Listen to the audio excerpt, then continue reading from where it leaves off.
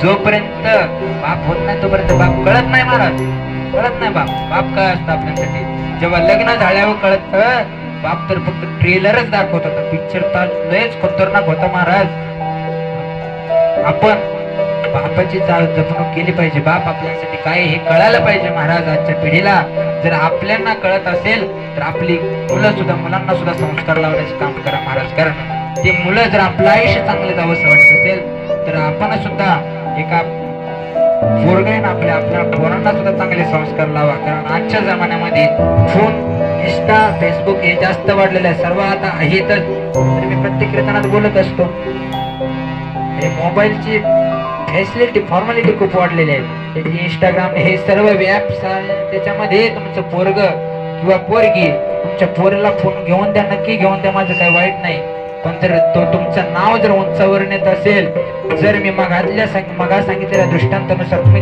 Branded कपडे घेऊन द्या ब्रँडेड बुटे घेऊन द्या नायकीचे बुटे घेऊन द्या सगळे ब्रँडेड मध्ये घेऊन द्या तुमचं पोरग 6 महिन्यात नाव काढेल कसं नाव का अरे तो सकाराम पाटील आहे ना त्या पोरात तिची पोर पळून गेली अरे तो सकाराम पाटलाचा पोरगा आहे ना त्याने पोर पळून आणली ती पण कोणती वडरेची हे आपल्या इकडं आपल्याला असं जर नाव वाटत असेल आपलं नाव जावं आपलं नाव उंचावरून खाली यावं तर तुम्ही ब्रँडेड कपडे ब्रँडेड चप्पल ब्रँडेड सगळंच ब्रँडेड घेऊन द्या काही दोष नाही आपल्या मुलांना संस्कार लावले पाहिजे कारण आपले संस्कार आपल्या मुलांवर त्याच्यात असतात हे नक्की विज्ञानाचा पुरावा आहे शास्त्राचा पुरावा आहे सगळ्यांचा पुरावा आहे विठाला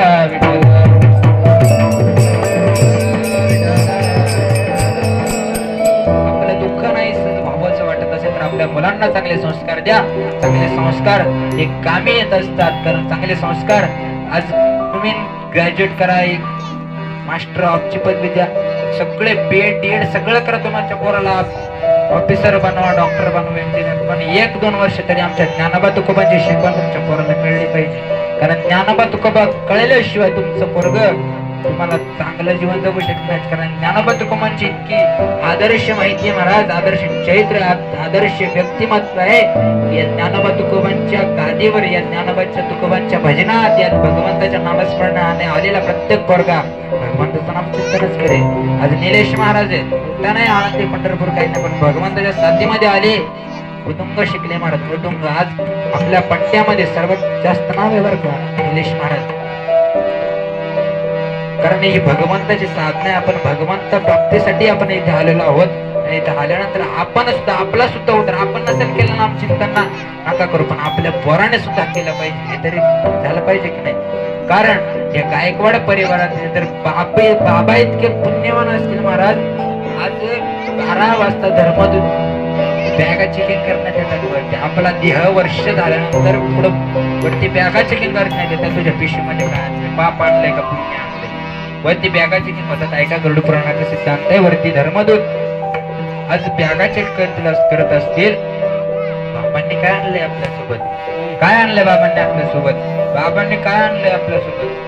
पुण्य असेल. महाराज धर्मदूत सुद्धा विचार करत असतील, अरे बाबांच्या निमित्ताने खाली कीर्तन चालू आहे, बाबांना भगवंताच्या दारातून रोड द्या, भगवंताच्या दारातून पोहोचवा महाराज. भगवंता कारण कीर्तनाची ताकद आहे ही. मग आपले कारण हे संस्कारी घराणे, या संस्कार बाबांनी, हे संस्कार बाबांच्या संस्कार या कुटुंबावरती, त्यांच्या कुटुंबावरती पडले असून म्हणून कीर्तन चालले. संस्काराशिवाय काही नाही या जमान्यामध्ये. खूप कामवाल तुम्ही पैसा, पण पैसा काही कामाचा नाही. पैसा काही कामाचा नाही. जर आई वडील कळले तरच तो पैसा कामाचा. जर आई वडील आनंदाने असतील, आज कितीतरी ऑफिसर आहेत, कितीतरी कलेक्टर आहेत, पण त्यांच्या आई वडिलांची अवस्था बघितली तर वृद्धाश्रमात, त्र्यंबकच्या ठिकाणी आधार तीर्थ आश्रम म्हणून आश्रम आहे, तिथे मी एकदा गेलो होतो महाराज. एक म्हातारे आजोबा होते, त्याच्या मुलाचं हॉस्पिटल पुण्याला, मुलगी वकील आहे दुबईमध्ये वकिलिंग काम करते. त्या मुलांचा इतका श्रीमंत घराणा असून सुद्धा आधार तीर्थ आश्रम त्र्यंबकेश्वर मध्ये राहतात, वृद्धाश्रमात राहतात. आपल्यांवर ही वेळ येऊ नये, आपल्यांना पंचवटी ठिकाणी, पंचवटी गंगेवर जाऊ नये ही वेळ जर आपल्यांना येऊ नये असं जर वाटत असेल तर संस्काराचे बीज आपल्या मुलांमध्ये पेरा. थोडं सांगते विठाला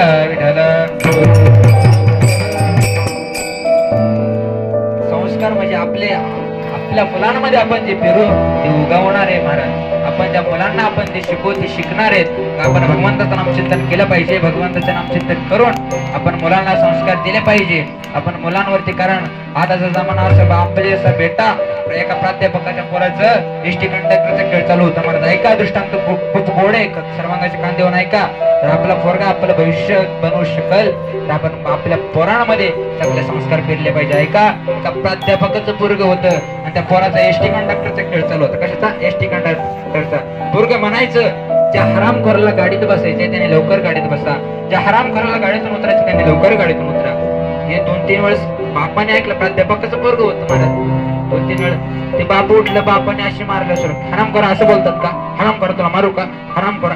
ते बाप म्हणत होता हरामखोरा हरामखोरा हरामखोर. पोरग लय रडलं महाराज, लय रडलं. रडणं झालं, आईच्या कुशीतून आलं, परत त्या खेळामध्ये रंगलं. आणि आता पहिल्यापेक्षा जास्त रंगलं होतं खेळामध्ये.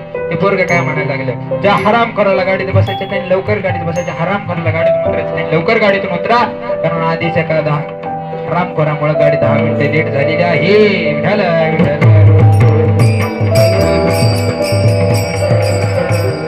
भगवंताचं नाम चिंतन म्हणजे आपण संस्कार पेरले नाही का?